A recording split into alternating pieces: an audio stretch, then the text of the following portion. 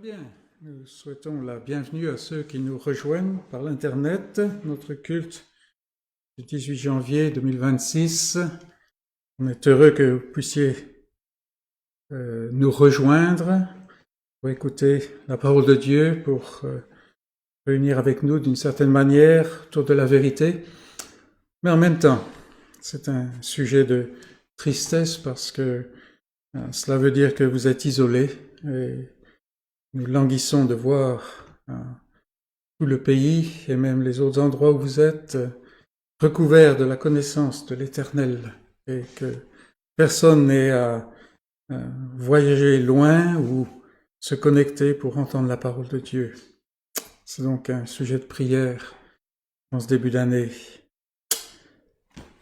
Pour commencer, je vous invite à ouvrir la parole de Dieu dans le psaume 123. On va continuer notre lecture des cantiques des degrés. Psaume 123. Après la coupure de la nouvelle année, j'avais de la difficulté à me retrouver exactement où j'étais, mais... Psaume 123, et nous écoutons le psalmiste, ou plutôt le pèlerin juif ou hébreu, qui s'approchait de Jérusalem pour aller aux fêtes auxquelles il était convié, et qui montait ses marches, ses marches pour arriver au temple. Psaume 123. Je lève mes yeux vers toi, qui sièges dans les cieux. Voici, comme les yeux des serviteurs sont fixés sur la main de leur maître, et les yeux de la servante sur la main de sa maîtresse, ainsi nos yeux se tournent vers l'Éternel, notre Dieu, jusqu'à ce qu'il ait pitié de nous. Aie pitié de nous, Éternel, aie pitié de nous, car nous sommes assez rassasiés de mépris. Notre âme est assez rassasiée des moqueries des orgueilleux, du mépris des hautains. Et courbons-nous devant ce Seigneur auquel le psalmiste fait appel. Seigneur notre Dieu, c'est dans la crainte que nous nous tournons vers toi. La crainte car tu es un Dieu à nul autre pareil. Tu es le Dieu qui est au-delà de toute imagination, celui qui a créé les cieux et la terre et tout ce qu'ils contiennent. Tu es le Dieu qui gouverne toutes choses selon ta volonté et qui fait ce que tu as décidé de faire. C'est avec crainte, Seigneur, car tu es un Dieu qu'il est bon de révérer. Nous ne voulons pas nous approcher dans ta présence, les mains dans les poches, mais en ayant conscience de qui tu es. Mais en même temps, Seigneur, c'est une crainte filiale, car en Jésus-Christ, tu te révèles comme le Dieu qui est proche, le Dieu qui s'est approché dans l'alliance de grâce, une chose incompréhensible pour nous, une chose dont nous voyons certains éléments et ces éléments nous manifestent une telle sagesse que nous sommes renversés. Et c'est bien loin encore d'être toute ta sagesse. Seigneur, nous venons comme des enfants parce que par ta grâce, en Jésus-Christ, tu nous as adoptés dans ta famille. Et Seigneur, nous sommes interloqués. Nous nous demandons pourquoi tu as fait cela. Et ta parole nous répond que c'est simplement parce que tu l'as voulu. Nous n'avons pas l'habitude, Seigneur, de voir des souverains avec une souveraineté absolue et nous avons du mal avec ces idées. Mais Seigneur, nous voulons croire et obéir à ta parole qui nous montre que tu es au-delà de toute chose et que ta volonté se fait. Et nous nous réjouissons, Seigneur, parce qu'en Jésus-Christ, tu lui as remis toute autorité, tout pouvoir. Et c'est lui qui s'est humilié pour accomplir notre salut, pour payer à notre place la dette de notre rébellion. Et ce n'est que parce que tu nous as donné cette vie qui croit dans la promesse, Seigneur, que nous nous sommes approchés de toi, toi qui t'es approché de nous. Et en Jésus-Christ, nous sommes réconciliés, nous sommes unis, une union qui dépasse l'entendement. Aussi, Seigneur, nous venons avec crainte, mais avec des actions de grâce, des louanges, dans l'adoration. Notre cœur est rempli de joie à l'idée de passer ce temps avec toi. Tu es toujours avec nous. Ta parole le dit. Mais Seigneur, nos sens sont affaiblis par la chair. Et nous avons besoin de ces temps, Seigneur, où nous sommes dans l'assemblée des saints, en ta présence, face à ta parole, et ton esprit qui ouvre les yeux de notre intelligence pour que nous comprenions et que nous obéissions à ta volonté. Seigneur, nous venons avec nos louanges.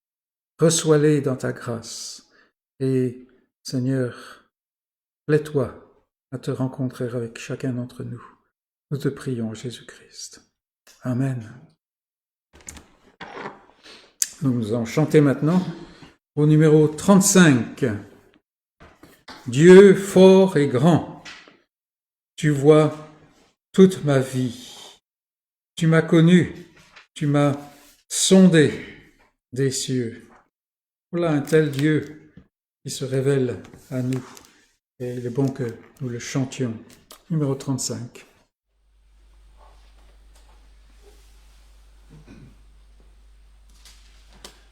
Dieu fort et grand, tu vois toute ma vie. Tu m'as connu, tu m'as sondé des cieux. Où puis-je fuir ta science infinie? Éternel roi, tu me suis en tout lieu. Soit que je marche ou bien que je m'arrête, voici, Seigneur, tu te tiens près de moi. Et pour parler quand ma langue s'apprête, tout mon dessein est déjà devant toi. Vivant ou mort dans les cieux, sur la terre, saint de lumière ou saint d'obscurité, partout ta main peut me saisir, ô Père, partout sur moi ton œil est arrêté. Que ta pensée est donc mystérieuse, je n'en saurais mesurer la hauteur. À mes regards, ton œuvre est merveilleuse, et confondu, j'adore ta grandeur. Connaître, ô Dieu, ton amour, ta puissance, sur mon sentier, voir briller ta splendeur. Fondé sur toi toute mon espérance, sont les seuls biens que désire mon cœur. Pour notre Première lecture, nous allons lire un passage assez long, on va le couper, dans le livre des Lamentations de Jérémie. Un tout petit livre, assez facile à trouver, puisqu'il est juste après Jérémie. Et nous irons au chapitre 3. Lamentation 3.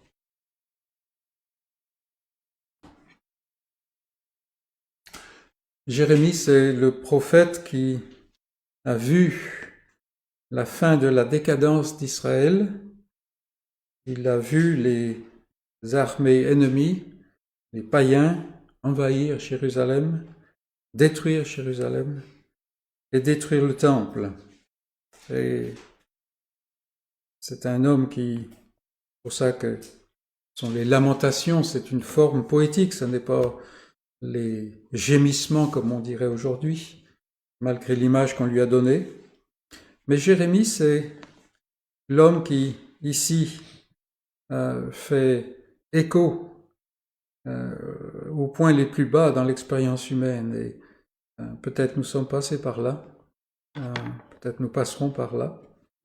Mais ce qui est intéressant, c'est ce qui est encourageant surtout pour chacun d'entre nous, c'est qu'il y a un point dans surtout les lamentations de Jérémie où il ne peut plus descendre plus bas. Et c'est un peu ce qu'on veut voir ici, dans nos deux parties de notre lecture. Parce que l'Éternel est avec lui, quand bien même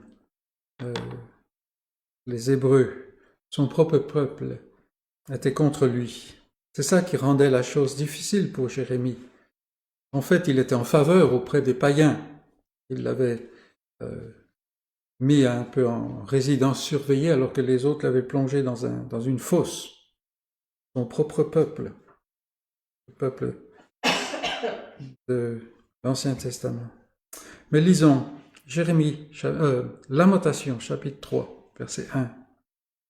Je suis l'homme qui a vu la misère sous la verge de sa fureur. Il m'a conduit, mené dans les ténèbres et non dans la lumière. Contre moi, il tourne et retourne sa main tout le jour. Il a fait dépérir ma chair et ma peau. Il a brisé mes os. Il a bâti autour de moi. Il m'a environné de poison et de douleur. Il me fait habiter dans les ténèbres comme ceux qui sont morts depuis longtemps. Il m'a entouré d'un mur pour que je ne sorte pas. Il m'a donné de pesantes chaînes. J'ai beau crier et implorer du secours, il ne laisse pas accès à ma prière. Il a fermé mon chemin avec des pierres de taille. Il a détruit mes sentiers. Il a été pour moi un ours en embuscade, un lion dans un lieu caché. Il a détourné mes voies, il m'a déchiré, il m'a jeté dans la désolation. Il a tendu son arc et il m'a placé comme un but pour sa flèche. Il a fait entrer dans mes reins les traits de son carquois. Je suis pour tout mon peuple un objet de raillerie, chaque jour l'objet de leurs chansons. Il m'a rassasié d'amertume, il m'a enivré d'absinthe, il a brisé mes dents avec des cailloux, il m'a couvert de cendres, il m'a enlevé la paix. Je ne connais plus le bonheur, et j'ai dit, ma force est perdue. Je n'ai plus d'espérance en l'Éternel. Quand je pense à ma détresse et à ma misère, à l'absinthe et au poison, quand mon âme s'en souvient, elle est abattue au-dedans de moi. Et quand on lit ce passage, on comprend pourquoi certains passent par-dessus, parce que c'est une litanie, n'est-ce pas, une litanie très décourageante, très terrible. Et je pense que alors qu'on la lisait, la pensée nous est venue. J'espère que mon lot se trouve autre part. Bon, On peut toujours espérer, n'est-ce pas? Mais voilà. Et en fait, plusieurs choses ressortent là. Le fait que ici nous avons un serviteur de Dieu, le prophète à l'époque, n'est-ce pas? Mais il est touché par tous les problèmes de son peuple. Et c'est une marque, c'est une caractéristique qu'on revoit continuellement dans l'Ancien Testament en particulier, avec les prophètes, c'est que les prophètes s'identifient avec le peuple, alors même que le peuple est en pleine rétrogradation, en pleine régression, et que eux sont appelés à proclamer un retour vers l'Éternel. En même temps, ils font partie de ce peuple, et ils sont conscients du fait que dans cette alliance, dans l'ancienne alliance, ils étaient partie du peuple. Et puis le fait aussi qu'on voit ici, c'est pas simplement que c'est un jour de désolation, mais c'est surtout le fait que le peuple de Dieu refuse d'écouter la parole de Dieu. Et combien de fois nous voyons ça dans l'Ancien Testament? Et puis, depuis quelque temps, je suis en train de passer du temps dans les épîtres pour faire des révisions sur des livres, sur des commentaires. Dans le Nouveau Testament, c'est pareil. Combien souvent le peuple de Dieu se détourne de la parole de Dieu. Et d'un certain côté, c'est un peu encourageant, n'est-ce pas? Parce qu'on pourrait se dire, mais comment est-ce que je peux être chrétien si j'ai tellement peu d'appétence pour la parole de Dieu? Mais on s'aperçoit que la chair est vraiment opposée à ce que Dieu dit. Et donc, nous avons ici le prophète qui s'identifie avec le peuple, alors même que le peuple se moque de lui, le rejette. Alors c'était probablement très douloureux pour Jérémie, mais ce qui était plus douloureux, c'est qu'il ne rejetait pas Jérémie seulement, mais le prophète de l'Éternel. Et donc, si on rejette la parole de Dieu, il n'y a plus aucun espoir. Et pour Jérémie, comme pour Habakkuk par exemple plus tard, ce sera difficile de s'apercevoir, mais qu'est-ce qui va se passer? Parce que c'est quand même le peuple choisi de Dieu dans l'Ancienne Alliance. Et vous voyez comme quoi la providence de Dieu, les manières dont Dieu agit, peuvent même poser des points d'interrogation à ses serviteurs.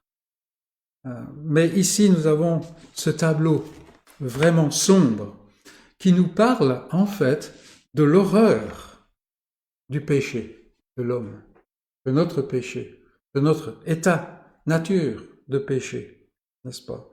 Parce que c'est en raison du péché de l'homme, de la rébellion, même parmi le peuple de Dieu, que ces choses arrivent. Et il suffit de lire les récits du siège de Jérusalem et de la chute de Jérusalem, de la destruction du temple, pour s'apercevoir que c'était pas une guerre d'opérette, mais c'était vraiment quelque chose d'horrible. Avant de reprendre la lecture, je propose que nous allions au 268 pour chanter à notre Dieu. Difficile peut-être de chanter quand on vient de parler d'une telle dévastation, mais on peut toujours venir avec des chants auprès de Dieu. Seigneur, tu donnes ta grâce au cœur qui regarde à toi. C'est la situation de Jérémie, comme on va le voir. 268.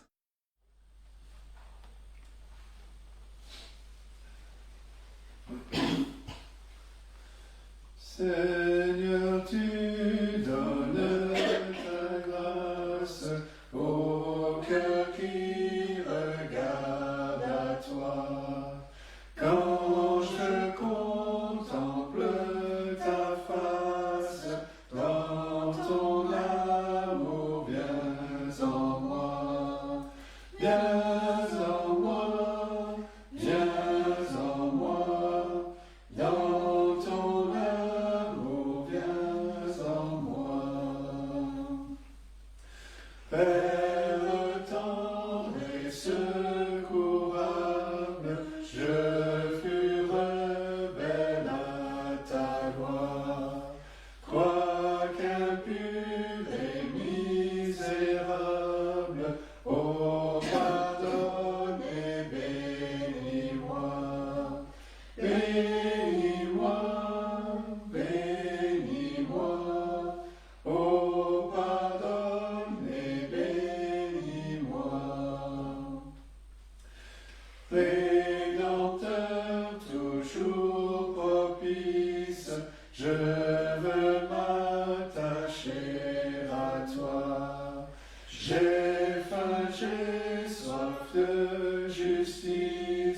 je t'appelle, réponds-moi. Réponds-moi, réponds-moi, je t'appelle, réponds-moi. Saint-Esprit, souffle de vie, viens en mon cœur par la foi, dans le sang qui purifie de tout péché, lave-moi, lave-moi, lave-moi, de tout péché, lave-moi. Par ton amour, ô mon Père, par le sang versé pour moi, par l'Esprit qui seul opère, Dieu trois fois saint, sauve-moi, sauve-moi, sauve-moi, Dieu trois fois saint, sauve-moi.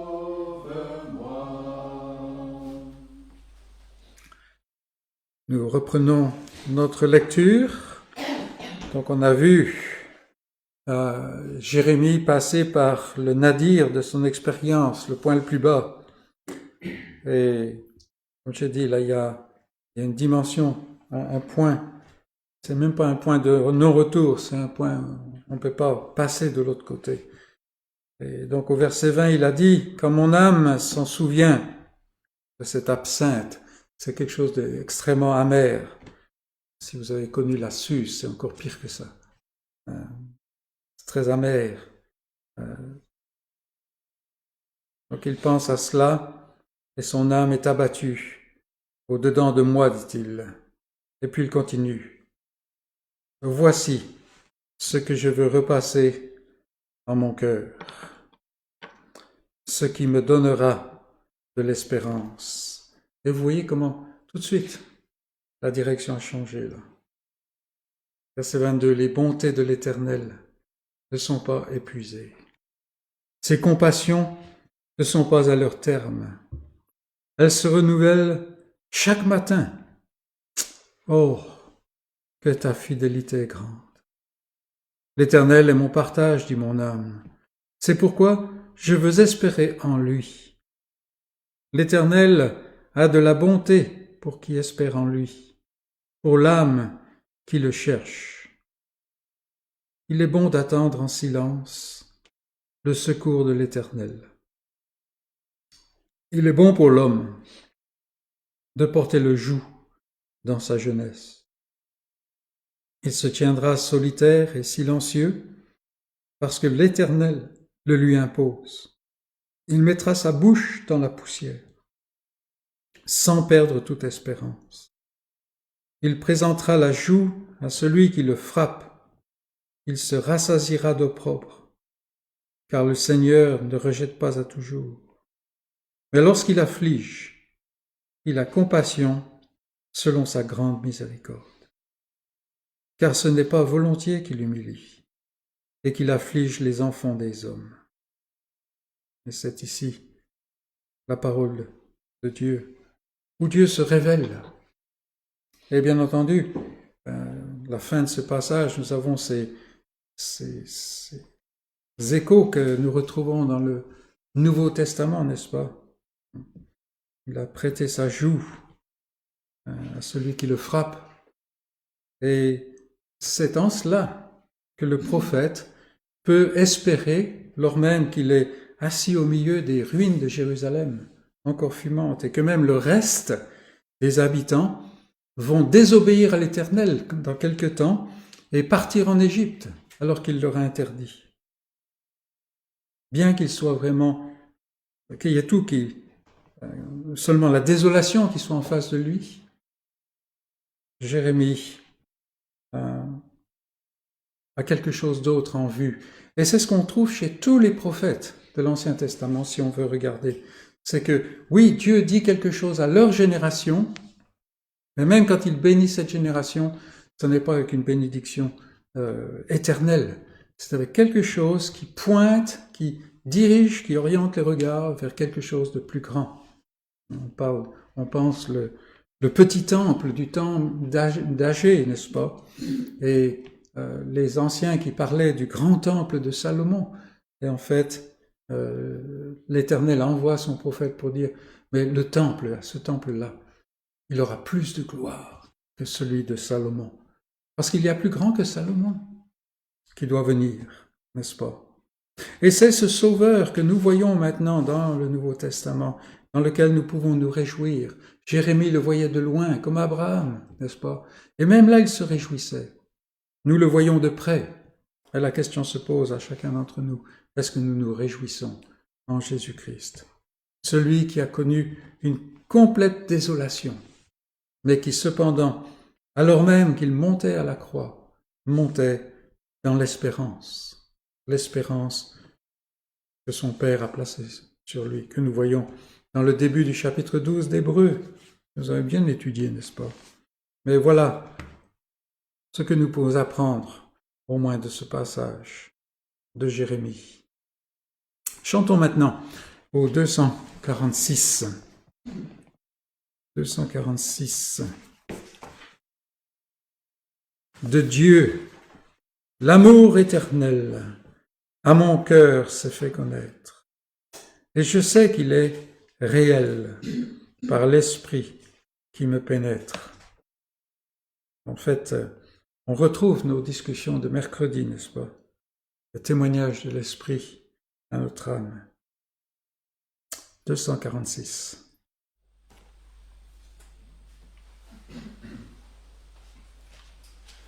De l'amour éternel, à mon cœur s'est fait connaître, et je sais qu'il est réel, par l'esprit qui me pénètre, toutes mes terreurs ont fui, une douce paix m'inonde, ô sécurité profonde, il est à moi, je suis à lui. Ô sécurité profonde, il est à moi, je suis à lui. Jamais l'oiseau n'a chanté, hymne si mélodieuse, et la terre n'a porté tant de fleurs si radieuses, jamais dans l'azur la nuit, une lumière si belle, au bonheur, vie éternelle, il est à moi, je suis à lui, au bonheur, vie éternelle, il est à moi, je suis à lui. Mes péchés ont disparu, chassés comme une fumée, car pour moi Jésus mourut, de lui mon âme est aimée, sur l'effort de son appui, je repose en sa tendresse, et tout bas redit sans cesse, il est à moi, je suis à lui, et tout bas redit sans cesse, il est à moi, je suis à lui. À lui seul et pour toujours, l'enfer, la mort ni la vie, rien ne peut de son amour priver mon âme ravie, que le monde soit détruit et que le soleil s'éteigne. Jésus vit et Jésus règne, il est à moi, je suis à lui. Jésus vit et Jésus règne, il est à moi, je suis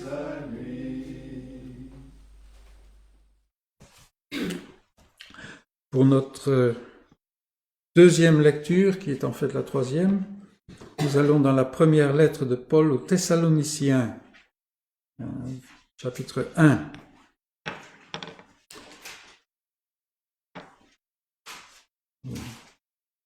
Voyons ici Paul qui écrit à une autre église, une jeune église, probablement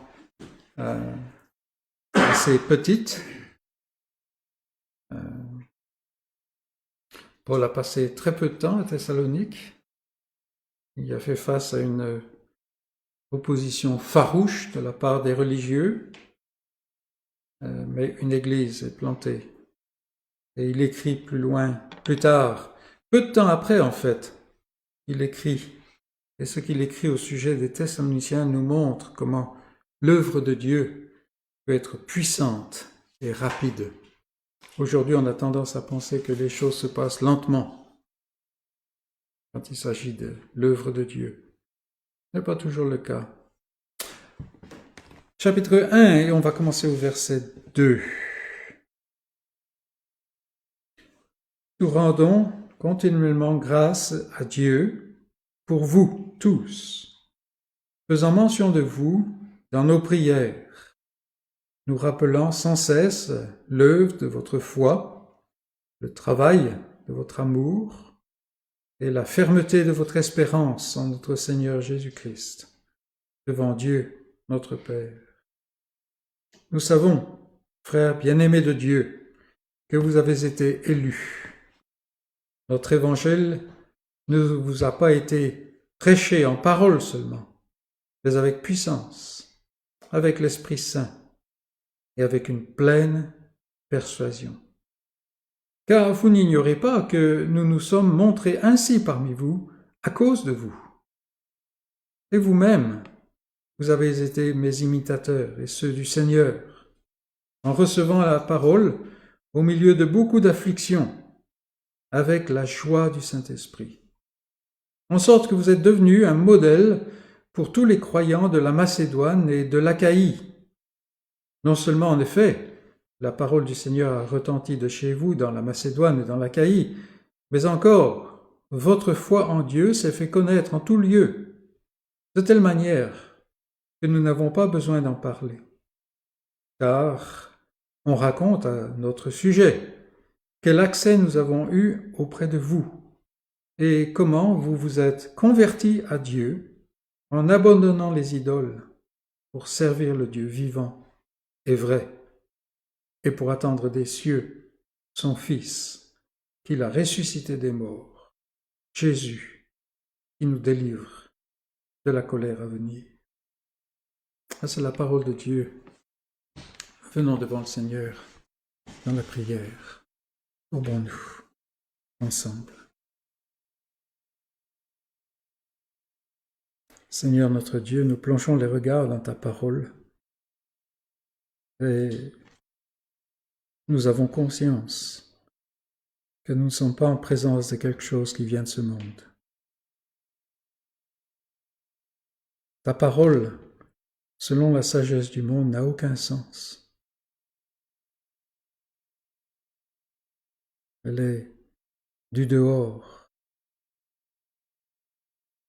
Elle vient de ce trône où tu es, au-dessus des plus hauts des cieux. Un trône d'une souveraineté absolue. Mais Seigneur, ta parole nous montre combien tu es sans pareil, combien tu es parfait, merveilleux. Au-delà de toute imagination, nous pouvons penser à quelques perfections qu'on a pu voir parmi les choses de ce monde. Toi, et les choses qui t'appartiennent, Seigneur, sont bien au-delà. Et nous nous courbons dans l'adoration. Tu es un Dieu merveilleux. Mais Seigneur, nous le savons et nous le comprenons en partie seulement parce que tu t'es révélé. Tu as choisi de te révéler. Il y a des multitudes de créatures dans notre monde, Seigneur, qui n'ont aucune conscience du fait que toi, l'être le plus merveilleux de l'univers, tu t'es révélé.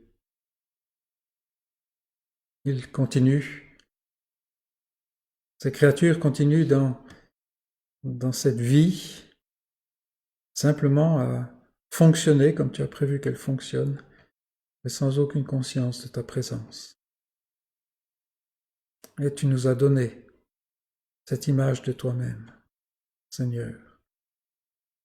Mais nous la voyons déformée, nous la voyons brisée par cet état de rébellion dans lequel nous sommes plongés, en nous vendant, Seigneur, au mensonge. Aie pitié de nous. Nous avons vraiment besoin que tu exerces ta pitié à notre égard.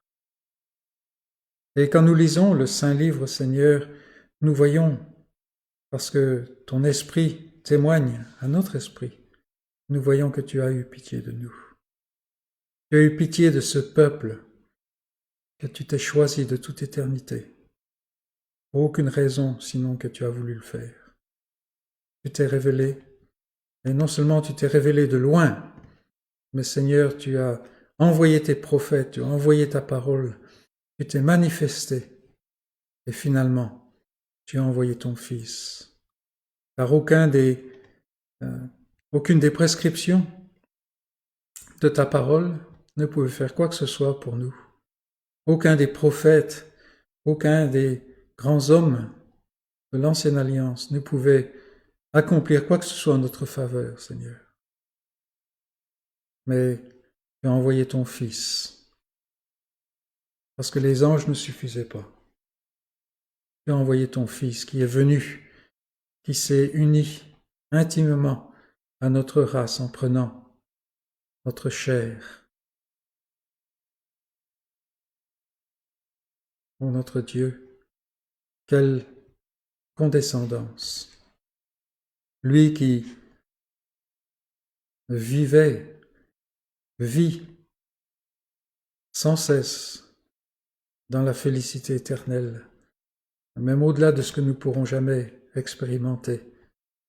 Il a tout mis ça de côté pour des êtres tels que nous. Seigneur, parfois nous avons honte de nous-mêmes, mais lui est venu. Et nous voyons cela, cette grâce merveilleuse et immense, infinie. Reçois notre adoration, Jésus-Christ. Et nous le voyons sur cette croix, Seigneur, qui prend la place des criminels. Il est entouré des criminels. Il est considéré comme le pire. Lui qui est juste, saint, innocent. Il est sacrifié pour nous. Et désormais, Seigneur, nous pouvons nous tenir dans nouveauté de vie. Nous pouvons faire, penser, ressentir des choses qui nous étaient impossibles avant. Tout cela parce que ton esprit a la liberté maintenant que Christ est glorifié. Ton esprit a la liberté de venir œuvrer en nous. Combien, Seigneur, tes compassions, ta merveille, ta sagesse sont infinies. Reçois notre adoration. Et donne-nous, Seigneur, de vivre en nouveauté de vie. Car, Seigneur, souvent on a l'impression qu'on marche à mi-régime, si même on atteint ce niveau. Et nous regardons ce qui est dit au sujet de ces chrétiens de Thessalonique, des chrétiens tout jeunes, inexpérimentés, si on peut dire, face à des situations difficiles, et nous sommes plongés dans la honte. Car on ne peut pas dire de nous ce qu'on disait d'eux. Seigneur, que ton Saint-Esprit vienne dans toute sa richesse avec ta parole, transformer sans cesse nos vies, afin de permettre qu'il y ait un témoignage à ta compassion, à ta miséricorde et à ta grâce dans les lieux où tu nous as placés. Seigneur, nous avons vraiment besoin de toi. Nous avons besoin de ta pitié, nous avons besoin de ta sagesse, de ta force. Nous avons besoin aussi, Seigneur, de l'humilité pour obéir à ta parole, pour mettre à mort cette chair qui si souvent nous afflige. Seigneur, nous approchons de toi parce qu'en nous-mêmes, nous ne pouvons rien. Mais nous avons ce témoignage de ta parole qu'en Christ, nous pouvons toutes choses. Et c'est cette promesse que nous réclamons pour nous-mêmes, que nous réclamons pour ton Église, partout où elle se trouve sur cette terre. Seigneur, nous avons ici la preuve de ta grâce, de ton salut. Et comme ces chrétiens d'antan à Thessalonique, nous voulons lever les yeux vers ce temps où le temps disparaîtra et où celui qui est venu revient. Déjà, nous avons vu comme quoi les prophètes regardaient en avant vers ce temps du Rédempteur. Et nous regardons de nouveau, Seigneur, en attendant avec impatience qu'il revienne en gloire pour que la vérité et la justice règnent dans un ordre nouveau. Sois avec nous, Seigneur, sois avec nous dans ce culte, alors que nous approchons de ta parole pour en entendre l'explication, l'application et l'exhortation. Et Seigneur, pour que nous soyons rassasiés et que nous puissions marcher dans ce monde hostile. Sois avec nous, sois avec ton Église et glorifie ton nom en Jésus-Christ. Amen. Donc juste avant le message, nous allons chanter au 154. Dieu nous donne sa grâce. Elle est seule efficace. En y croyant, nous sommes sauvés. Et toujours, la confiance produit l'obéissance au Sauveur qui nous a rachetés. Que ce soit aussi notre prière, les paroles de ce cantique. 154.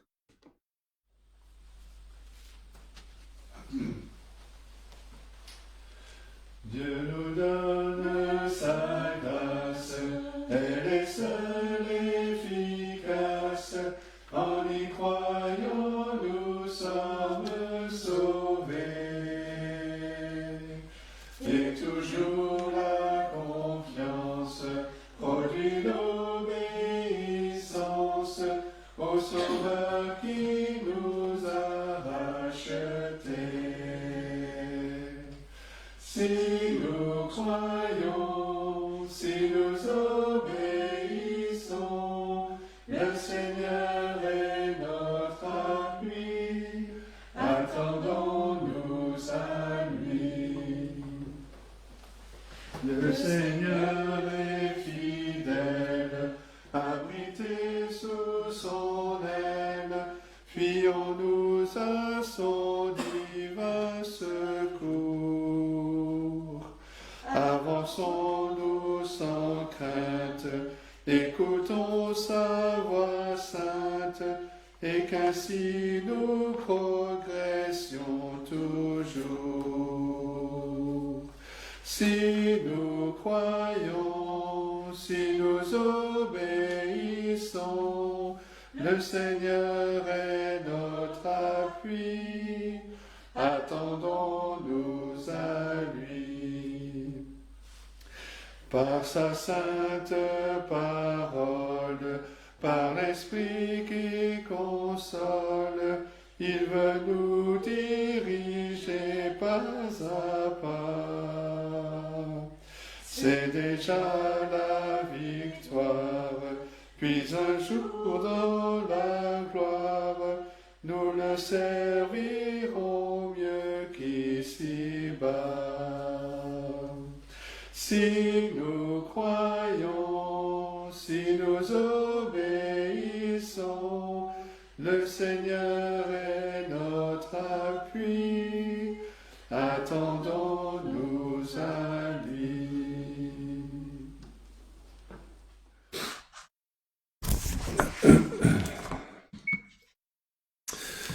Bien, je vous invite à ouvrir la parole de Dieu dans la lettre aux Colossiens. On continue donc cette nouvelle série.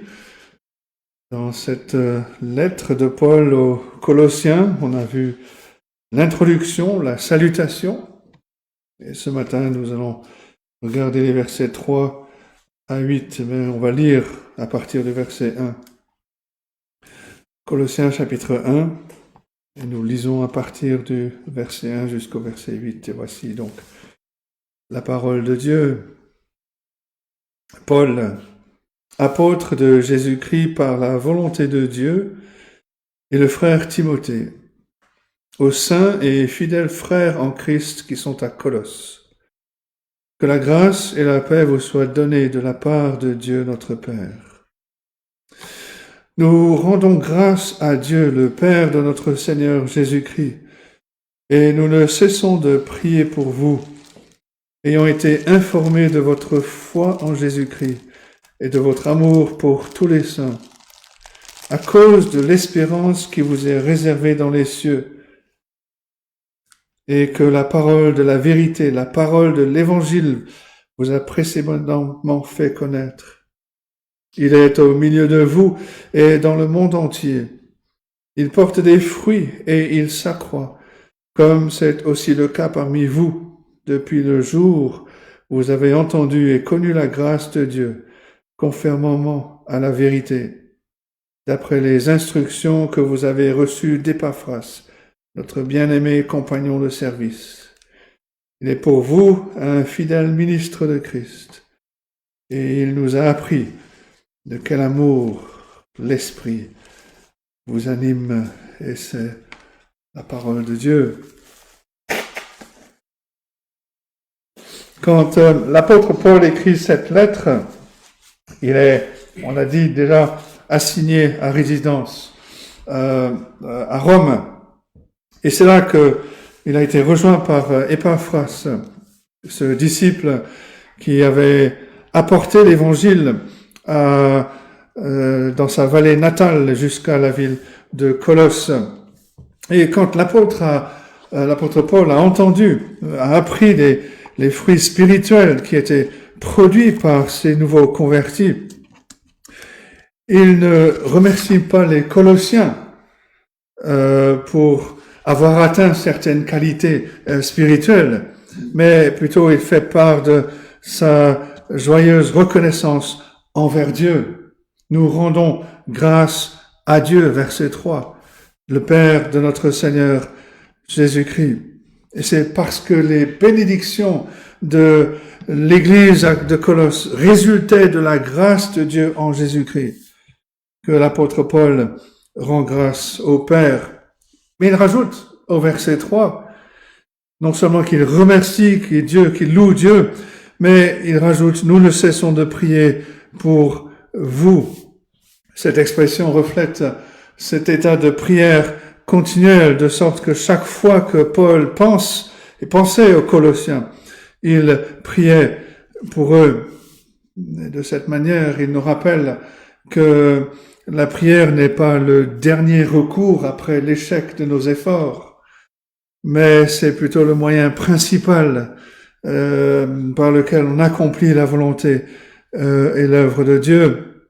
On peut imaginer l'apôtre Paul qui tient un recueil, un journal avec la liste de personnes, la liste des lieux, et qu'il intercédait régulièrement pour eux auprès de Dieu. Bien que l'apôtre Paul était assigné à résidence, enchaîné, ses prières, tout comme la parole de Dieu, ne pouvaient pas être entravées. Et le résultat de cette prière, de cette attitude de prière, c'est un optimisme reconnaissant. Un commentateur dit ceci, dans la mesure où les chrétiens ont une attitude de prière constante, ils auront une attitude de reconnaissance. L'appauvrissement spirituel survient lorsque les croyants ne contemplent pas dans la prière l'expérience de la grâce de Dieu dans leur vie. Et cet appauvrissement se traduit par une perspective ingrate. Et l'apôtre Paul donc expose les raisons de sa reconnaissance envers Dieu par une triade de vertus chrétiennes, une triade que l'on connaît, qui apparaît fréquemment dans ses lettres, et il dit au verset 4 et 5, « Ayant été informé de votre foi en Jésus-Christ, de votre amour pour tous les saints, à cause de l'espérance qui vous est réservée dans les cieux. » Les trois éléments essentiels de l'Évangile qui prouvent, qui manifestent l'œuvre de salut de Dieu, la foi, l'amour et l'espérance. Et c'est le premier point de ce matin, les éléments essentiels, ces trois éléments, la foi, l'amour et l'espérance, semblent avoir été comprises comme étant les marques du véritable salut, non seulement dans le Nouveau Testament, mais aussi dans les écrits en dehors du Nouveau Testament. On peut penser par exemple à la conclusion de l'apôtre Paul dans sa première lettre aux Corinthiens, chapitre 13. Maintenant donc, ces trois choses demeurent, la foi, l'espérance et l'amour, 1 Corinthiens 13, verset 13. Et on note l'accent que l'apôtre Paul met sur ces qualités spirituelles. Aujourd'hui, parfois, quand on parle de notre Église, la première question qu'on va nous poser, c'est de savoir combien de personnes la fréquentent. Ensuite, on va nous demander, mais est-ce que vous avez un bâtiment spécifique? Et les personnes qui posent ce genre de questions ne se rendent pas compte qu'on peut avoir ces choses sans connaître l'œuvre de salut de Dieu. L'apôtre Paul ne fait aucune mention de ces critères, du nombre ou du bâtiment. Épaphras est venu voir l'apôtre Paul. Paul lui demande, est-ce que les Colossiens ont mis leur confiance dans le Seigneur Jésus-Christ? Est-ce qu'ils vivent dans l'espérance du ciel? Est-ce qu'ils aiment, est-ce qu'ils s'aiment les uns les autres? Et quand Épaphras a confirmé ces réalités spirituelles, l'apôtre Paul ne peut que louer le Seigneur, que louer le Dieu de notre Père et de notre Seigneur Jésus-Christ, et le faire avec reconnaissance. Le premier élément essentiel de l'Évangile, c'est la foi en Jésus-Christ, au verset 4. C'est en Christ, bien sûr, en croyant en Christ que l'on est sauvé. La foi signifie croire dans la doctrine du Seigneur Jésus-Christ, telle qu'elle est enseignée par les apôtres, telle qu'elle est consignée dans le Nouveau Testament. Ils ont entendu la parole de la vérité, la parole de l'Évangile, et ils ont cru. Cela, bien sûr, inclut la divinité du Seigneur Jésus-Christ, son humanité parfaite, dans laquelle il s'est offert en sacrifice pour expier nos péchés. Ça inclut la résurrection d'entre les morts, le fait qu'il est assis à la droite du Père jusqu'à son retour à la fin des temps. Et bien que les Colossiens étaient confrontés à de faux enseignements au sujet du Seigneur Jésus-Christ, leur foi évidente indique qu'ils ont adhéré à la vérité de l'Évangile. Mais la foi en Jésus-Christ signifie bien plus que l'affirmation des doctrines. Même si c'est quelque chose d'essentiel, la foi en Jésus-Christ signifie aussi rejeter les faux dieux de la culture environnante et de ne compter que sur le Seigneur Jésus-Christ. Cela signifie vivre en Christ, dans une union d'alliance avec le Seigneur Jésus-Christ ressuscité, en le suivant, en répondant à ses commandements, alors qu'on vit dans un monde hostile. Nous sommes justifiés par la foi en Christ et nous sommes appelés à vivre par la foi en Christ. On se rappelle de ce passage que l'apôtre Paul écrit aux Éphésiens, au chapitre 2, versets 8 et 9, c'est par la grâce que vous êtes sauvés, par le moyen de la foi. Et puis il précise un peu plus loin, ce n'est point par les œuvres afin que personne ne se glorifie. Mais cette foi implique aussi ce qu'on a lu dans le premier chapitre de la lettre aux Thessaloniciens, la première lettre aux Thessaloniciens, cela inclut d'abandonner les idoles pour servir le Dieu vivant et vrai. 1 Thessaloniciens 1, verset 9. La foi en Jésus-Christ. Le deuxième élément essentiel, selon Paul, c'est bien sûr l'amour pour tous les saints. Au verset 4, l'apôtre Paul utilise ici le terme agapé pour désigner un amour qui ne se repose pas principalement sur les émotions, mais sur la volonté telle qu'elle est renouvelée par le Seigneur Jésus-Christ. Et il utilise dans le grec l'article défini pour parler de l'amour. C'est pas un amour, c'est l'amour, en faisant bien sûr référence au ministère du Seigneur Jésus-Christ et de son sacrifice. Un auteur décrit l'amour chrétien comme étant l'expression concrète de l'attention, de la sollicitude envers tous ceux qui sont en Christ. La direction de cet amour est plus clairement visible dans le grec du verset 4 qui parle de l'amour que les croyants ont dans tous les saints. C'est dans tous les saints. Ce n'étaient pas des personnes froides, doctrinaires, qui chérissaient leur confession, mais pas leurs frères et sœurs en Christ. Et Paul précise qu'Épaphras, au verset 8, nous a appris de quel amour l'Esprit vous anime. C'est bien plus que simplement un amour spirituel. L'amour est le fruit du Saint-Esprit qui habitait en eux. Cet amour chrétien a un caractère surnaturel qui est né de l'amour infini de Dieu et qui est transmis par l'Esprit qui habite dans le cœur du croyant. Très prochainement, il y a un commentaire qui va sortir chez Europresse et sur le livre La lettre de Colossiens. Et l'auteur dit ceci, alors c'est une traduction personnelle, mais je ne dois pas être très loin de la traduction officielle. Mais l'auteur dit ceci, la foi seule sauve, mais la foi qui sauve n'est jamais seule. Il cite 1 Jean 3, verset 14, « Nous savons que nous sommes passés de la mort à la vie parce que nous aimons les frères. Celui qui n'aime pas demeure dans la mort. » Et l'auteur continue, il dit « Ce qui rendait l'église de Colosse impressionnante, c'est le fait que cet amour n'était pas sélectif. Il ne se limitait pas à aimer les saints avec lesquels il était facile de s'entendre, ou ceux qui avaient de l'argent ou de l'influence.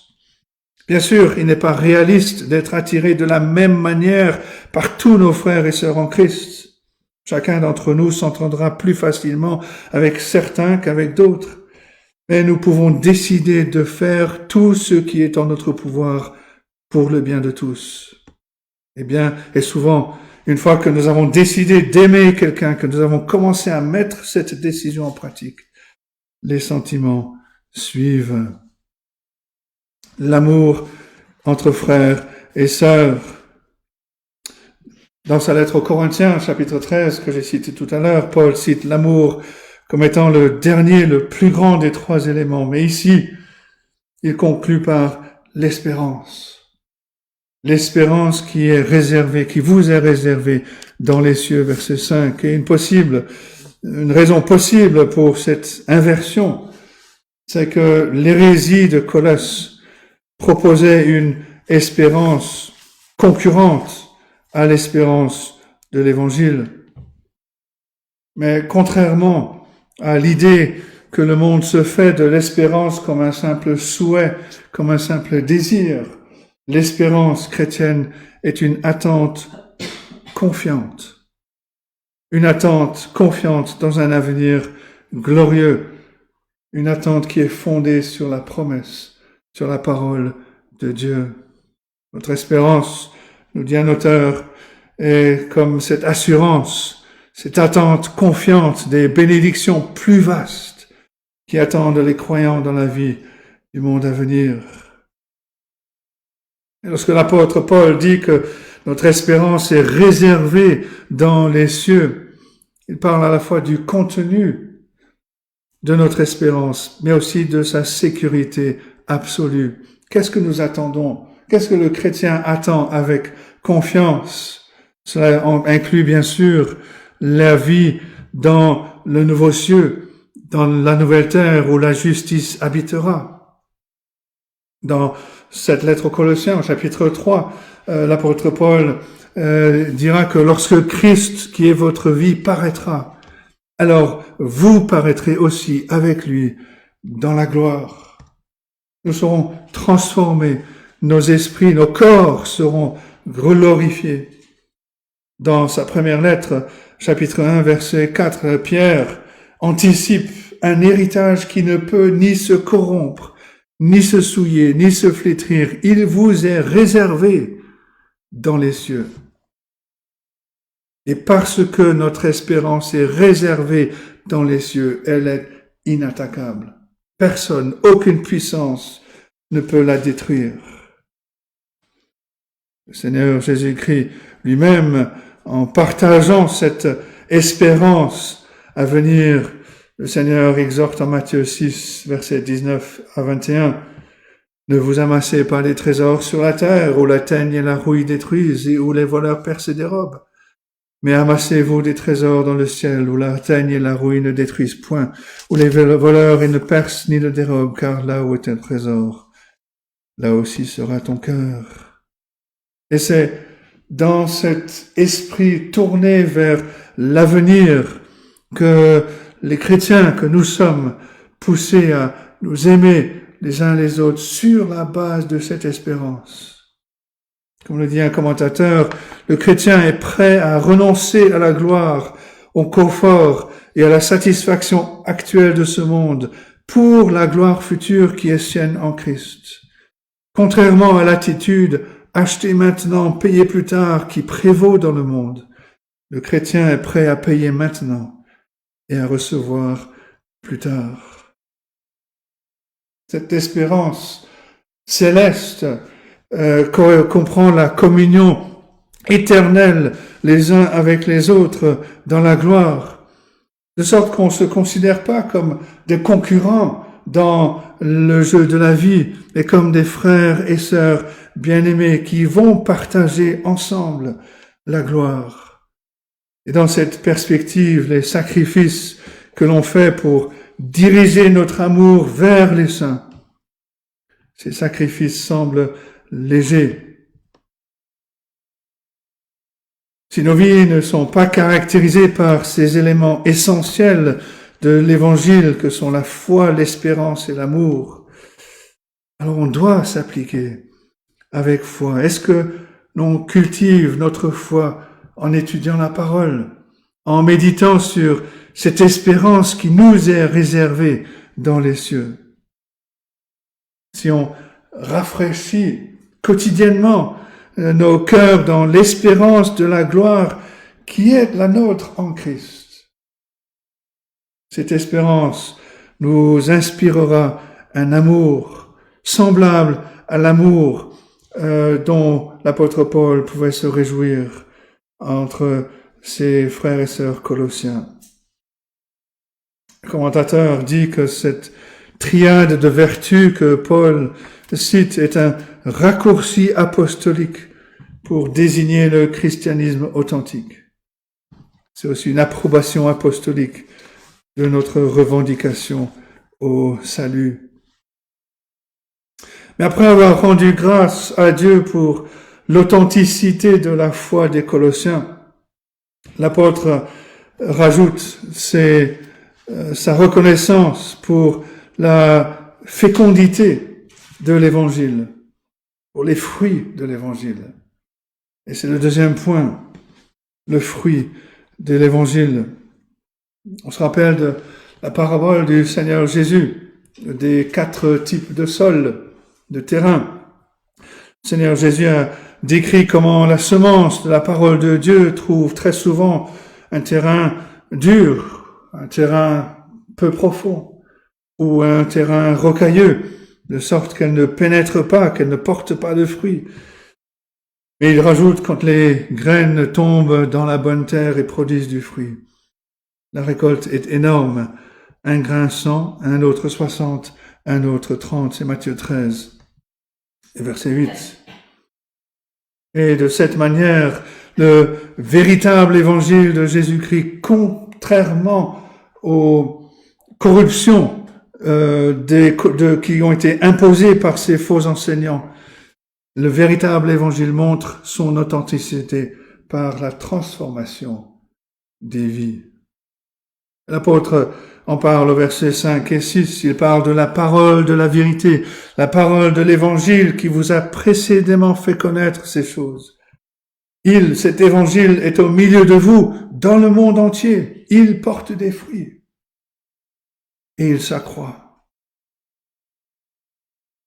On peut considérer le fruit de la grâce de Dieu selon 3 catégories principales. D'abord, Paul parle de porter des fruits, de croître dans la connaissance de Dieu. Le véritable chrétien a ce désir nouveau que Dieu a mis dans son cœur de connaître Dieu, d'honorer Dieu, de sorte qu'il se consacre à l'adoration de Dieu et qu'il se consacre à la méditation, à l'étude de sa parole. Il y a un nouveau désir. Deuxièmement, il parle de porter des fruits en toutes sortes de bonnes œuvres, au verset 10.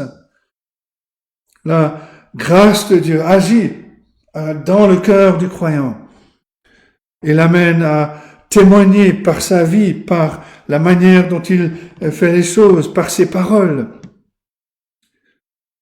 afin qu'ils soient des témoins, qu'ils enseignent les autres, qu'ils servent, qu'ils utilisent leurs dons, qu'ils utilisent leurs talents d'une manière utile. Et puis troisièmement, dans sa lettre aux Galates, au chapitre 5, versets 22 et 23, à propos du fruit de l'esprit, il parle d'un changement de caractère. Le fruit de l'esprit, c'est l'amour, la joie, la paix, la patience, la bonté, la bienveillance, la foi, la douceur, la maîtrise de soi. L'apôtre Paul défend l'évangile qu'Épaphras a enseigné aux Colossiens, en soulignant que ce fruit est produit partout où la semence de la parole de Dieu prend racine. Il porte des fruits et il s'accroît. Lorsque les intrus, les faux docteurs cherchent à égarer les Colossiens, ces Colossiens doivent se souvenir de leur expérience de transformation par l'Évangile. Comme il dit au verset 6, c'est aussi le cas parmi vous, depuis le jour où vous avez entendu et connu la grâce de Dieu conformément à la vérité. Il n'est pas nécessaire d'aller au-delà de l'Évangile, au-delà de Jésus-Christ. Les expériences mystiques, l'ascétisme légaliste n'ont pas de sens pour ceux qui ont fait l'expérience du fruit surnaturel de la grâce de Dieu dans l'Évangile de Jésus-Christ. L'apôtre Paul, on a dit, ne rend grâce à Dieu non pas pour le nombre des croyants à Colosse, mais pour leur authenticité spirituelle. Mais il souligne aussi la progression incroyable de la foi en Jésus-Christ. Il est au milieu de vous et dans le monde entier. Il porte des fruits et il s'accroît, comme c'est aussi le cas parmi vous, verset 6. À l'époque de l'apôtre Paul, les chrétiens étaient une minorité, souvent incomprise, et c'est la raison pour laquelle l'empereur Néron les a pris pour boucs émissaires après l'incendie de Rome, en lançant la persécution dans laquelle, selon la tradition, l'apôtre Paul a péri.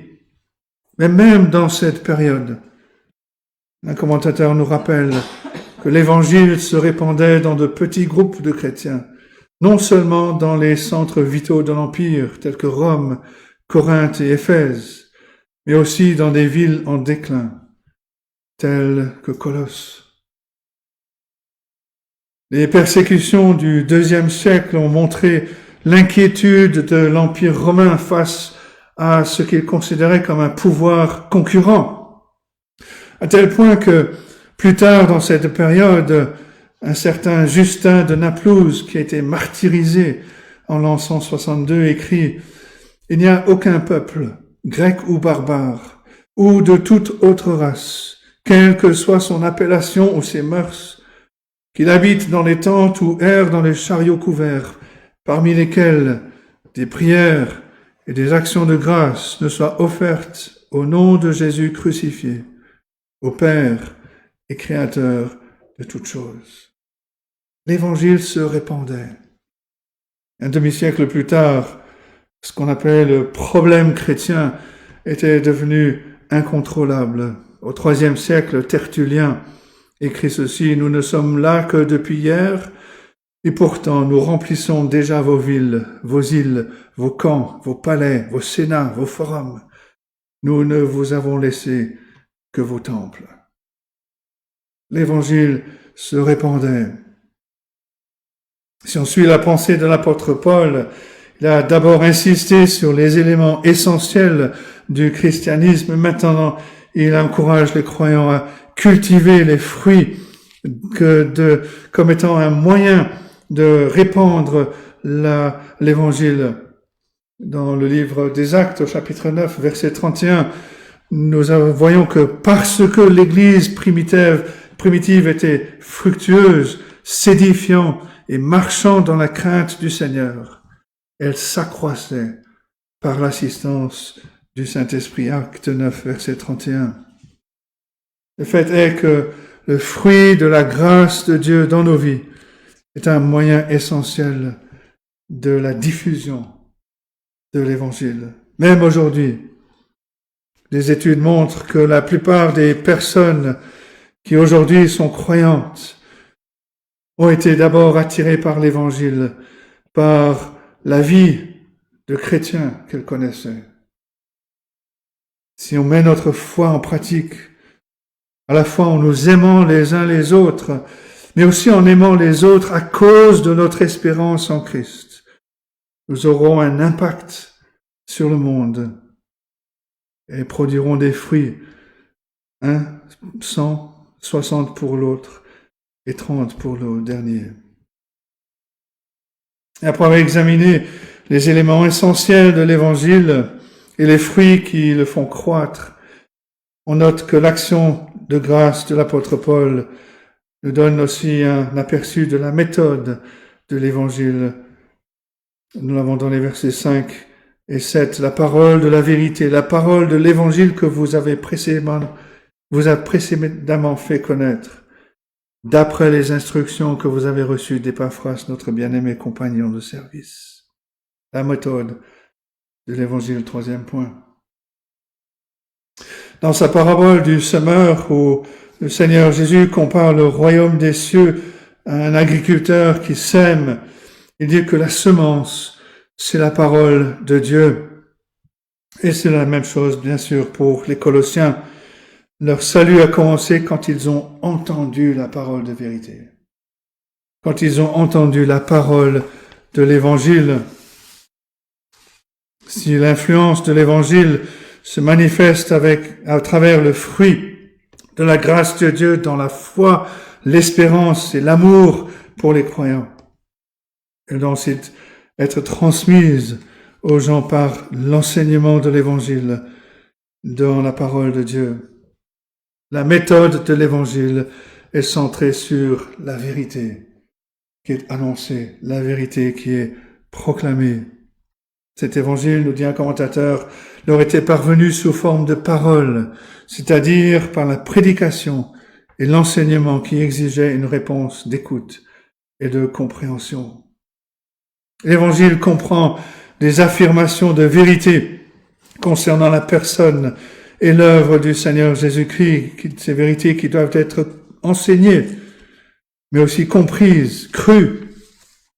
C'est pour ça que nos cultes doivent inclure un enseignement sérieux, minutieux de la parole de Dieu, pour que à la fois les croyants grandissent dans leur foi, mais aussi pour que ceux qui nous rendent visite apprennent la vérité de l'Évangile. Et les lettres de l'apôtre Paul sont remplies d'affirmations et d'explications doctrinales qui sont nécessaires à la foi qui sauve. Quelqu'un un jour a dit, ce avec quoi vous les sauvez, c'est ce à quoi vous les sauvez.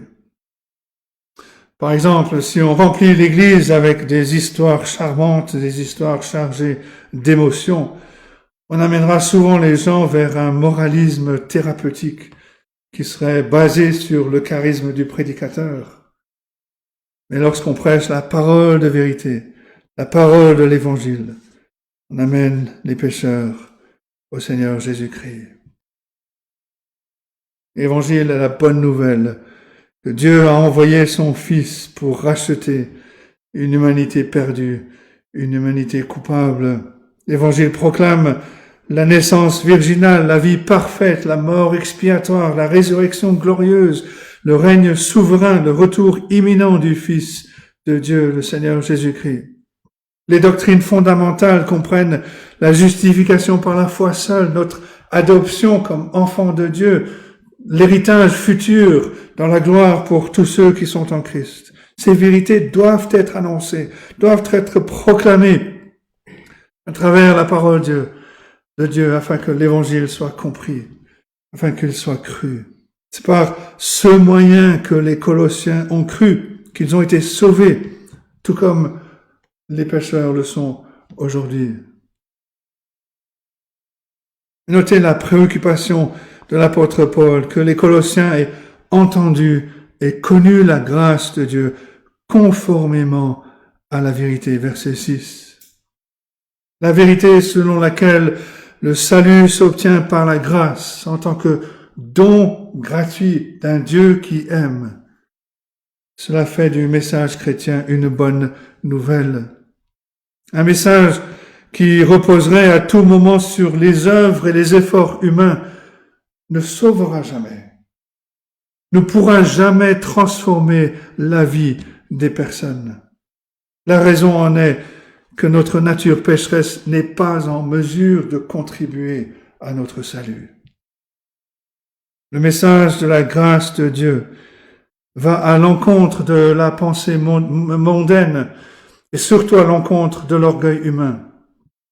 C'est pour ça que ce message suscite beaucoup de moqueries. Et pourtant, la grâce qui est proclamée est également la grâce qui est habilitée par Dieu à ouvrir les yeux, à pénétrer dans le cœur de ceux qu'il choisit de sauver. Connaître la grâce de Dieu conformément à la vérité, c'est réaliser que le salut est un don gratuit d'un Dieu souverain. Et cela est pour la louange de sa gloire. Comprendre la grâce de Dieu nous amène à affirmer avec l'apôtre Paul, c'est de lui, par lui et pour lui que sont toutes choses, à lui soit la gloire dans tous les siècles. C'est Romains 11, verset 36. Ayant été sauvés par la vérité de la grâce de Dieu dans l'Évangile, les Colossiens avaient besoin de continuer à l'entendre. Ce qui explique l'objectif de cette lettre de l'apôtre Paul.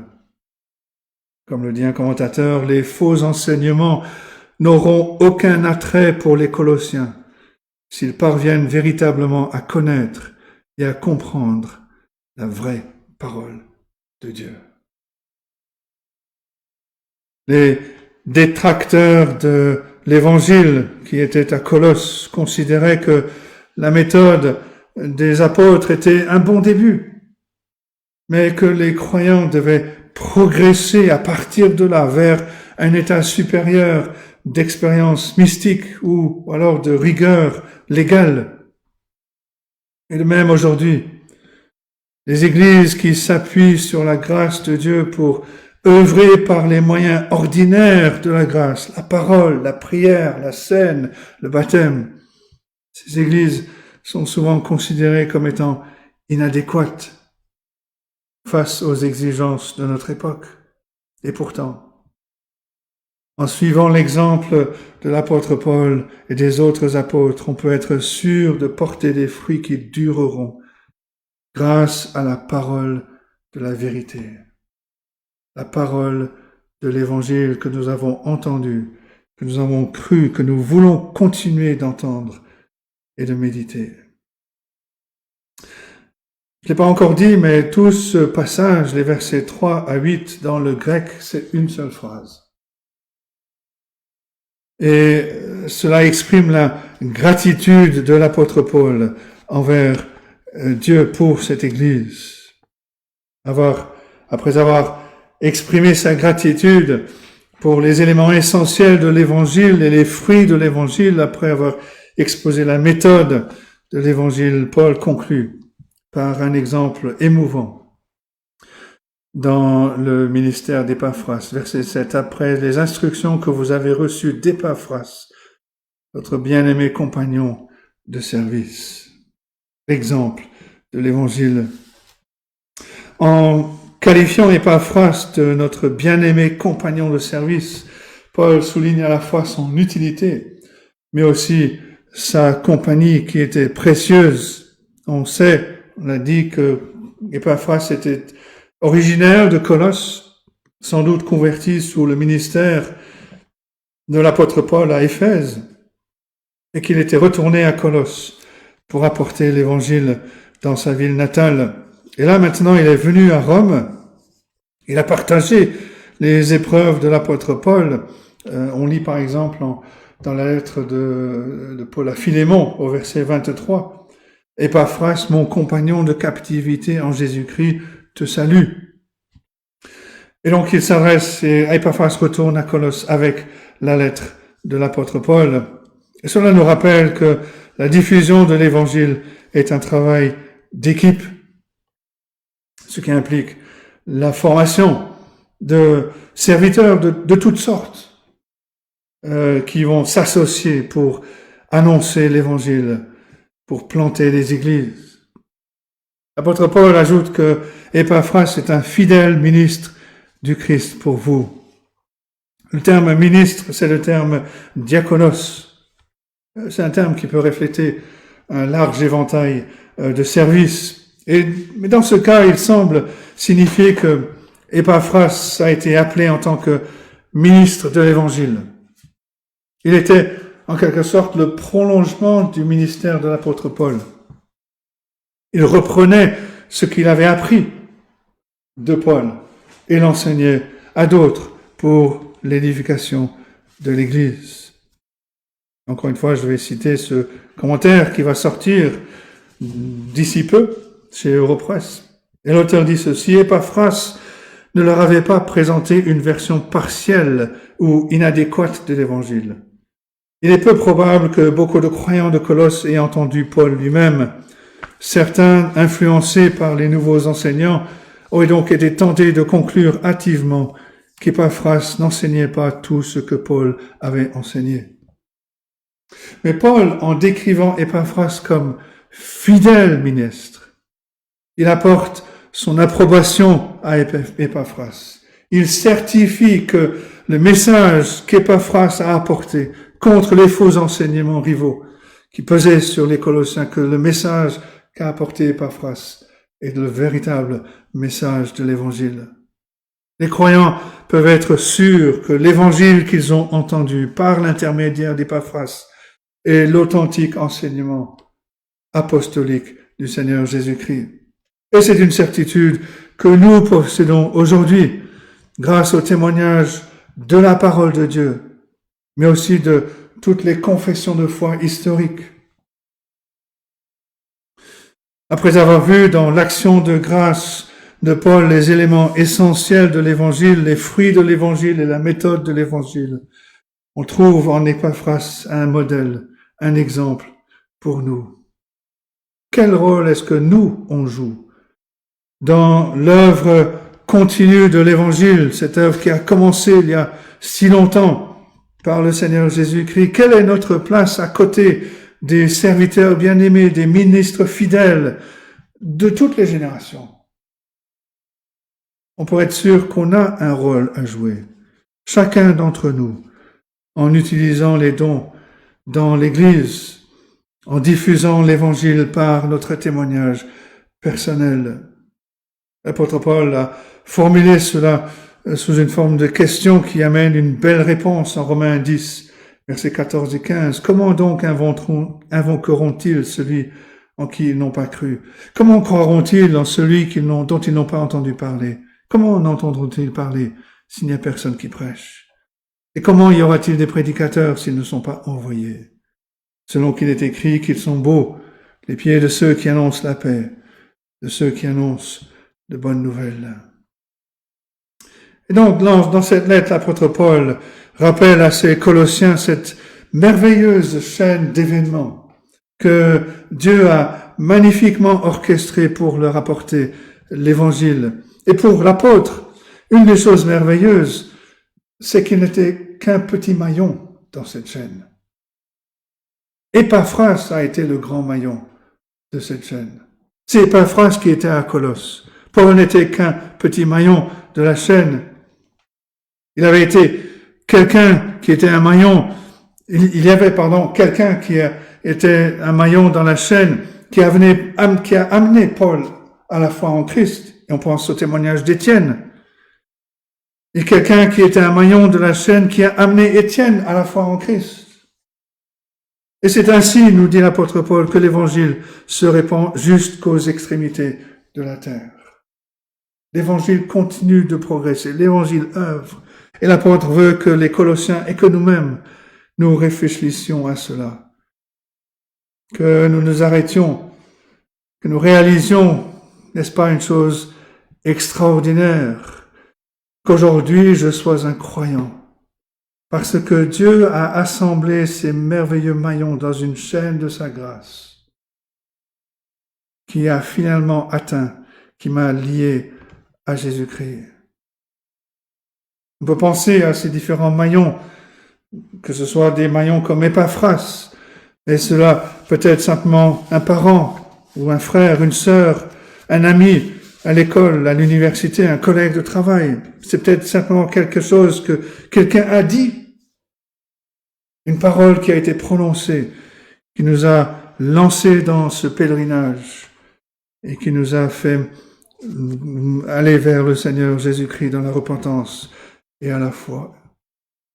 En pensant à ces choses, on réalise que Dieu nous a vraiment aimés. Comme il avait un peuple à Colosse, il est venu chercher les siens. Il nous a recherchés. Il nous a conduits de manière merveilleuse à la foi en lui. On fait partie d'une grande chaîne. On sera un maillon dans cette chaîne qui va conduire quelqu'un d'autre à la foi en Christ. De cette manière, l'Évangile continuera de se répandre à travers les âges jusqu'à la fin du monde. On se réjouit, et j'espère qu'on se réjouit de plus en plus de cette grâce que Dieu nous a faite, de réaliser ce que cela signifie d'appartenir au Seigneur Jésus-Christ, d'être sauvé, d'avoir ce privilège immense d'être un croyant, d'être un enfant de Dieu, de voir aussi que nous faisons partie de cette chaîne, de pouvoir dire au Seigneur, de le remercier d'avoir placé sur nous quelqu'un qui nous a annoncé l'Évangile, quelqu'un qui nous a fait réfléchir et rechercher le Seigneur Jésus-Christ. Et que notre désir soit aussi que nous-mêmes, nous devenions un maillon dans cette chaîne pour amener d'autres et que les autres se réjouissent avec nous. De voir que, au travers de notre témoignage, au travers de notre vie aussi imparfaite soit-elle, qu'ils puissent louer le Seigneur de nous avoir placés sur leur chemin et de les avoir conduits au Seigneur Jésus-Christ. Le Seigneur a utilisé Paul, bien sûr, il a utilisé Épaphras. Et il continue d'utiliser ses enfants dans la proclamation, la propagation de l'Évangile. Que notre prière donc soit de faire partie, non seulement de nous réjouir de ce privilège, de cette grâce que Dieu nous a faite, mais d'être ses ambassadeurs dans ce monde, d'être des ministres de Christ, de vivre cette nouveauté de vie, de vivre cet amour que Dieu nous a donné en Christ, de le vivre les uns avec les autres, afin que par l'amour que nous avons les uns pour les autres, le monde voit que nous sommes le peuple de Dieu. Et qu'en voyant cela, ils cherchent eux aussi à rencontrer le Seigneur Jésus-Christ. Que Dieu nous aide à méditer ces choses, qu'il bénisse sa parole à nos cœurs. Amen.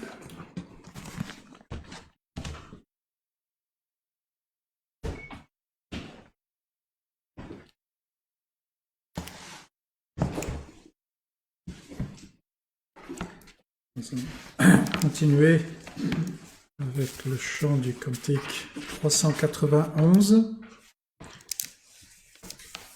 Jésus soit avec vous à jamais, vous guidant avec sagesse, vous entourant de tendresse, vous remplissant toujours de sa paix. 391.